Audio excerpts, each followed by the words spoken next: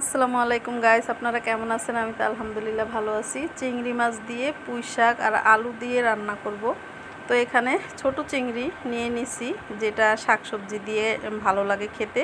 তো এই চিংড়িটা দিয়েই সবসময় আমি শাকসবজি রান্না করি।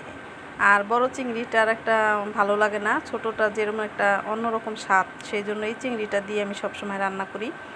তো কে কে এই চিংড়িটা পছন্দ করেন জানি না, আমার তো ভালো লাগে।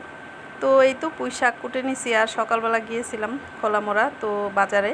সেখানে দেখলাম এত সুন্দর পুঁই শাকগুলো সবুজ সবুজ, দেখে আমার এত লোভ লাগলো, তো নিয়ে আসলাম। আর ঘরে চিংড়ি মাছ ছিল, তো যেই কথা সেই কাজ, রান্না করে নিতেছি। আর এখানে আলু দিয়ে দিছি। চিংড়ি মাছ দিয়ে পুঁই শাক রান্না করলে আলু তো অবশ্যই দিব, আলু না দিলে ঝোলটা ঘন হয় না। তো শাকগুলো ধুয়ে একবারে পরিষ্কার করে নিছি, আর দেখুন কতটা সুন্দর। তো ভিডিওটা কেমন লাগলো কমেন্ট করে জানাবেন, ভালো লাগলে সাবস্ক্রাইব দিয়ে দিবেন, লাইক দিবেন, পাশে থাকবেন। তো সবাই ভালো থাকবেন, আল্লাহ হাফেজ।